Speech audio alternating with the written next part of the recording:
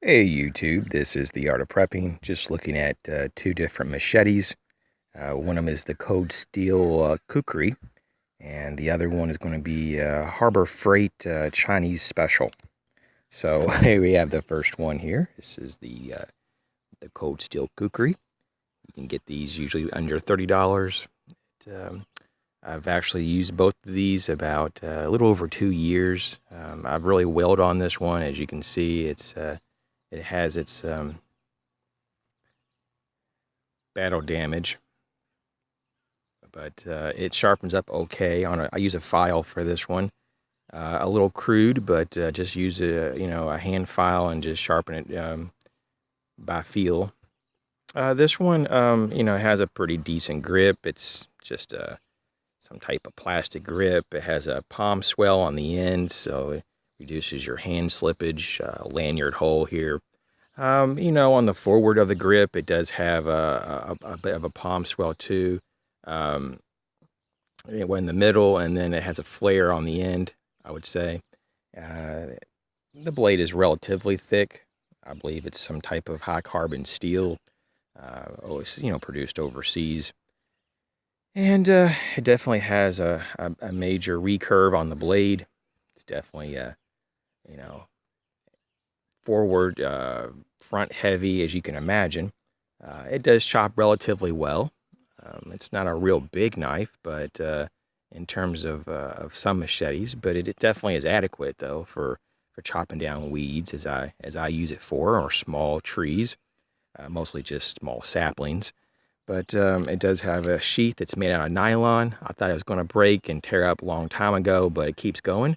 So it's still kind of a cheesy nylon with this plastic insert on the end, and cheesy little belt loop and a couple snaps to hold it in, because it does slide from the side into it. So you don't just put it through the top because of the width of the blade. The belly of the blade is just too wide to go from the top, so you have to go in from the side. So as you can see here, this is just, let me just set this blade down here so I can show you this. So there's the opening there. So what do I think about this Cold Steel Kukri? I think it's okay. I think that the grind was a little bit rough when I first got it. The make overall is a little rough, a bit unrefined. The grip, I would like for it to have been a lot more of a rubbery grip, a more tactile grip. It does have some type of texture. It's okay. It's just plasticky. It feels cheap. And overall, I give it a C plus. Maybe on a good day a B minus, but it is fairly lightweight, so it's usable, and you can use it for a long period of time, and it's okay. I just would recommend to wear gloves because of the hardness of the handle, and you may want a little more grip than what it gives. Now, in relations to this, let's see if I can get it all in frame. You can see this one's a bit bigger, probably by about, wow, 5.5 to 6 inches roughly. I'm just eyeballing it. And here's one version of the Harbor Freight machetes. This one has the saw blade. They also make another one with plain spine, with a plain spine. So does this saw blade work? It's okay. It's more of a root saw, or it's just very basic. It's not even that sharp. Once again, you can get these at Harbor Freight with their notorious world-class coupons for between $4.99 and $5.99, pretty much any time, any day.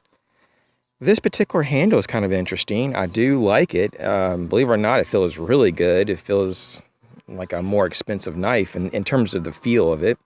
It definitely is just a cheesy plastic with some type of very light rubber overmode handle. You have this lanyard hole. It's just Phillips screws holding these handle scales together. I don't know if it's full tang. I kind of doubt it, but it could be, at least almost to the end, because these screws go into something. It does have some finger grooves, and has a guard here so you don't slip up too much. The steel is very, very poor steel, very cheesy. It doesn't take very long to dull this, after maybe 20 minutes. And obviously it's As you can see here, if you can, it's definitely made in China. I wish China would just step up their game a little bit, make some better stuff. I'd be happy to pay 3 times as much for this same style if it was made with decent steel.